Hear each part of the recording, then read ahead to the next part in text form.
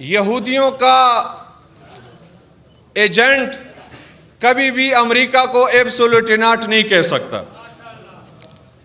امریکیوں کا ایجنٹ کبھی بھی مدینۃ الرسول کا اتنا ادب و احترام نہیں کر سکتا کہ وہاں ننگے پاؤں ادب مصطفیٰ، تعظیم مصطفیٰ صلی اللہ علیہ وسلم کی خاطر سرزمین مدینہ پر ننگے پاؤں چلے. یہ کسی عاشق رسول کا کام ہو سکتا ہے، یہودیوں کے ایجنٹ کا کام بالکل نہیں ہو سکتا. اور الحمدللہ ہم مطمئن ہیں اور علمی اور تحقیقی میدان میں عمران خان صاحب کے ساتھ ہیں. اور میں ضروری سمجھتا ہوں کہ علماء ضرور کردار ادا کریں. شرک ظلم عظیم ہے، شرک کی معافی کوئی نہیں، لیکن ہمارے عقائد کی کتابوں میں تعریف موجود ہے کہ الاشراک اثبات الشریک فی الالوہیہ بمعنی وجوب الوجود کمال المجوس اور بمعنی استحقاق العبادت کمال عبدت الاصنام. شرک الوہیت میں اللہ تعالیٰ کے ساتھ کسی کو شریک قرار دینا ہے، اور الوہیت کے دو معنی ہیں، وجوب وجود اور استحقاق عبادت. اللہ واجب الوجود ہے جس کا وجود ضروری اور عدم محال ہے. اللہ کے علاوہ کوئی واجب الوجود نہیں، کائنات میں جو کچھ ہے ممکن الوجود ہے. اور اللہ تعالیٰ مستحق عبادت ہے، اللہ کے علاوہ کوئی مستحق عبادت نہیں. اللہ کے علاوہ کسی اور کی عبادت کرنا یہ شرک ہے، لیکن تعظیم کرنا شرک نہیں.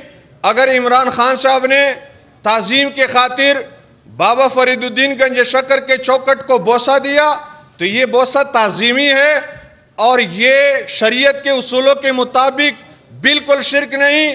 جو بندہ اللہ وحدہ لا شریک کو واجب الوجود مانے، صرف اسی کے عبادت کے مستحق ہونے کا قائل ہو، اور جس کے ہر تقریر خواہ وہ باہر یورپی ممالک کی اسمبلیوں میں کیوں نہ ہو، ہر تقریر کی ابتدا ایاک نعبد، تجھی کو پوجے، و ایاک نستعین، تجھی سے مدد مانگے، اس کلمات سے شروع ہو، وہ موحد ہو سکتا ہے، مشرک کبھی بھی نہیں ہو سکتا. اور میں آخری بات کر کے اجازت چاہوں گا، اور خصوصاً KPK کے لحاظ سے عرض کروں گا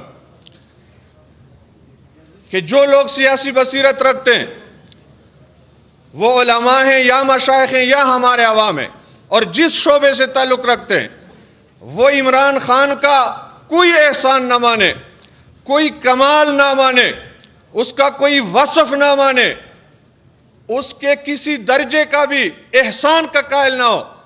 تو ایک احسان KPK کے لوگوں کو اور خصوصاً ہمارے پٹھانوں کو ماننا پڑے گا.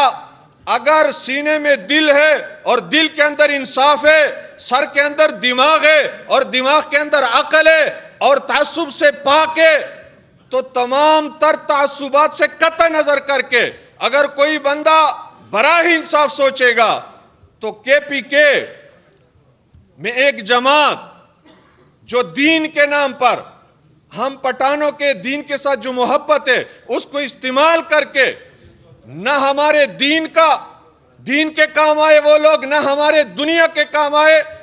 عمران خان کی محنت اور کاوشوں سے اور آپ کی مخلصانہ جد و جہد سے الحمدللہ KPK میں دوسری دفعہ PTI کا جو حکومت بنا اور ہمیں ان لوگوں کے چنگل سے آزادی دلائی.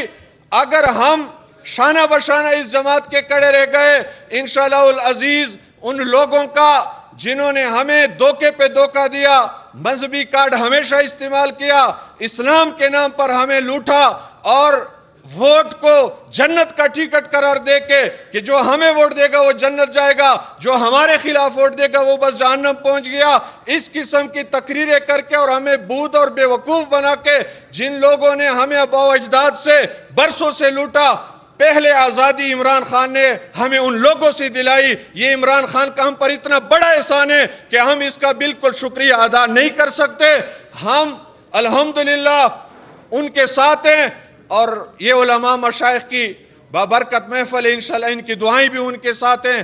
وہ وقت قریب ہے کہ اللہ تعالی ہمیں حقیقی اور صحیح معنوں میں ایک آزاد قوم کے طور پر ایک ہمیں موقع عطا فرمائے گا. انشاءاللہ اللہ تعالی عمران خان کو اور آپ کے جتنے مخلصین کارکنان ہیں اور جو لوگ پاکستان کے حقیقی خیرخواہ ہیں انہیں ترقی عطا فرمائے، کامیابی عطا فرمائے۔ اللہ کا جو سب سے بڑا تحفہ میں اپنے بیٹوں کو بھی یہ بتاتا ہوں کہ اگر کسی جو سب سے بڑی نعمت اللہ کسی کو دے سکتا ہے وہ ہے ایمان کی، بولا نہیں ہے،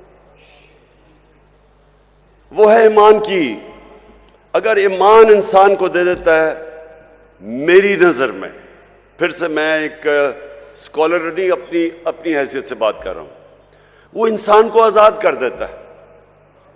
جو ایمان ہے وہ سچا ایمان ہے ہی وہ جو ایک انسان کو آزاد کر دیتا ہے، کیونکہ وہی جب آپ لا الہ الا اللہ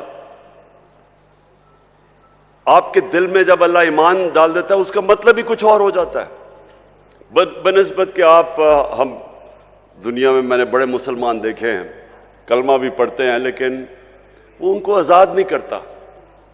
قرآن کی ایک میں نے آیت پڑھی تھی کہ ایمان والا آدمی ایمان والے آدمی کو پہچان لے گا۔ وہ کیسے پہچانے گا؟ میری نظر میں وہ آزاد ہو جاتے ہیں، وہ اپنی نفس پہ قابو پا جاتے ہیں، ان کے خوف دور ہو جاتے ہیں،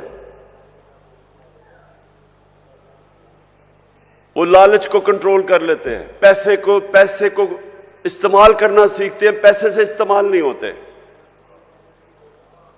سب سے بڑی بات کہ وہ سوائے اللہ کے کسی کے سامنے نہیں جھکتے۔ جو خوف کا بت میری نظر میں، میری زندگی کے تجربے میں، جو اللہ نے انسان کو اشرف المخلوقات بنایا، عظیم مخلوق، وہ اس لیے اپنی پرواز نہیں کر سکتا، سب سے بڑا جو بت جب وہ نہیں توڑتا وہ ہے خوف کا بت۔